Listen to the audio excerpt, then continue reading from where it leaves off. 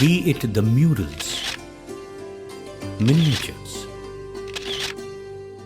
paintings on cloth or on paper, or the prehistoric rock engravings. The essence of a story is to illuminate the moments of life.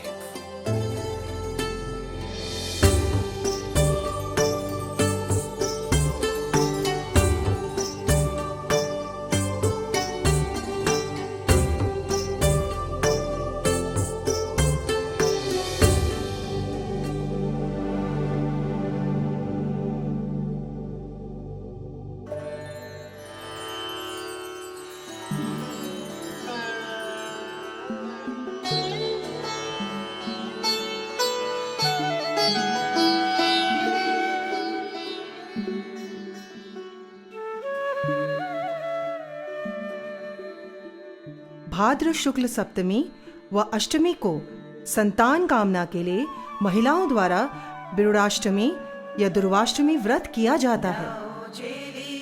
इस व्रत से जुड़ी लोक कथा का अंकन कागज, कपड़े या दीवार पर किया जाता है। इस चित्र को 3 भागों में बांटा जाता है। पट के दोनों ओर सूर्य चंद्रमा, रिद्धि गणेश, ब्रह्मा सरस्वती, लक्ष्मी नारायण, शिव पार्वती, शिव जटा से फूटी गंगधार,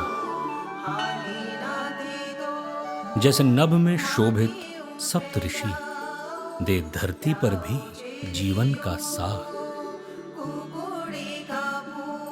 और कल्प वृक्ष खोलें सब खुशियों का द्वार। ऐसी है ये चित्र विचित्र व्रत कथा। कुमाऊं उत्तराखंड में अपनी अपनी प्रथा और संस्करण अनुसार इस व्रत से संबंधित एक कथा प्रचलित है।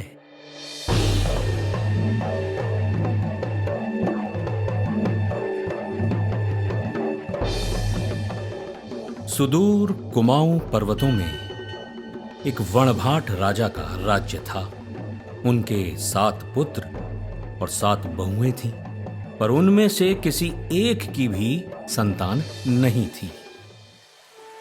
एक दिन वो राजा गोरी गंगा नदी किनारे घूम रहे थे कि अचानक उन्हें नदी का पानी मैला दिखाई दिया।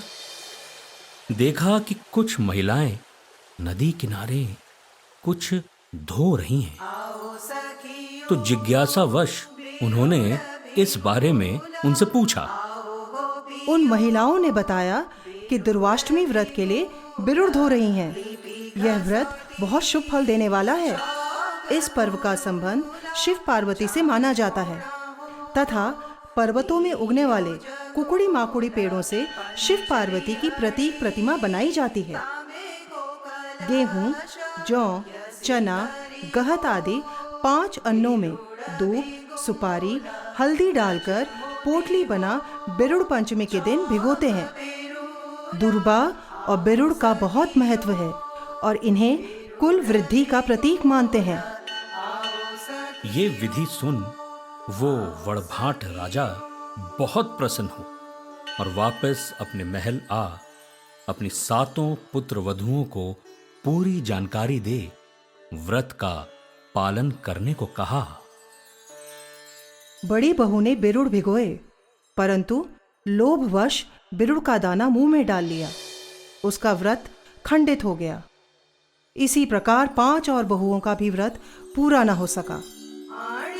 अब वणभाट राजा और बाकी परिवार की आस, उसके अपने पति की आस 7वीं बहू पर आ लगी। उस बहू ने पूरे जतन और श्रद्धा से अपना व्रत पूरा किया।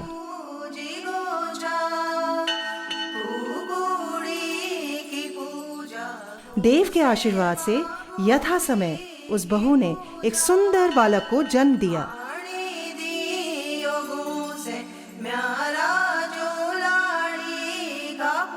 और जैसा होता आया है मनुष्य के भीतर जितने सौम्य देवगुण हैं, उतने ही तमोगुण भी हैं, और इन्हीं के विरोधाभास से तो ये जीवन गढ़ा है।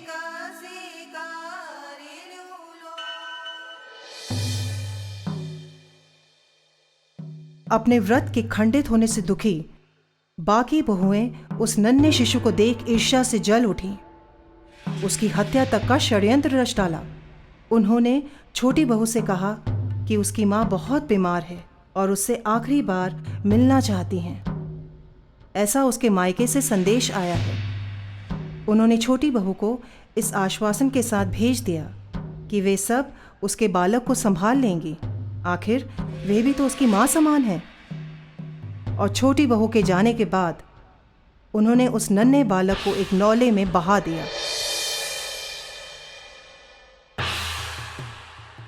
जब छोटी बहू अपने माँ के घर पहुंची, देखा तो वह तो ठीक ठाक है। उसे यह समझते देर ना लगी कि उसके बच्चे को मारने का षड्यंत्र रचा गया है। माँ ने उसे तुरंत लौटने को कहा और कहा कि अपने आंचल में वह सरसों के बीज रख ले और रास्ते भर उन्हें बोती जाए। अगर सरसों खिल उठे तो यह आशा रखना कि बच्चा अभी जीवित है। वह तुरंत अपने घर को निकली। रास्ते भर सरसों बोती गई। पीछे मुड़कर देखती, सरसों की कलियां खिल उठती थीं। ऐसा होता है माँ का ममता भरा विश्वास। पर पहाड़ी दुर्गम था रास्ता, कठिन थी चढ़ाई। जैसे तैसे अपने राज्य के पास बहते नौले के पास वो पहुंची तो दैवी चमत्कार हुआ। उसका बच्चा अपनी माँ के गले में पड़ी दुबजोड़ की माला पकड़ जल में से सकुशल निकल आया और जीवन फिर अपनी राह पर समृद्ध हो बढ़ चला।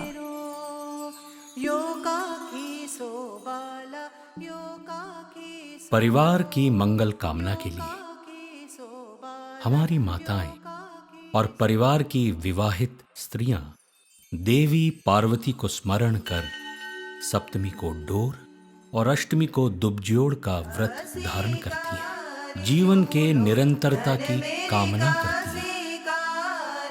Amidst all the versions of the story, what remains in our hearts is the pictorial tale, where the gods are envisioned as our folks, where the creators above witness the godlike actions of our mortal Mother Savior.